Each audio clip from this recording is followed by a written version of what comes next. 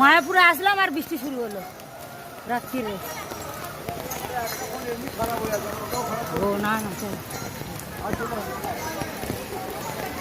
কি সুন্দর লাইটিং দিয়েছে দেখো, ওয়াও। রাত্রিরে মায়াপুরটা আরো সুন্দর লাগে দেখতে, পুরো লাইটিং এ লাইটিং।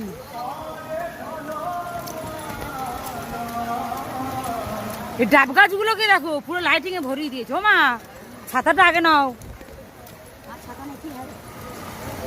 পুরো বৃষ্টিতে ভিজে গেছি, এতক্ষণ শুকনো ছিল। যেই 7টা বাজলো বৃষ্টি শুরু হলো।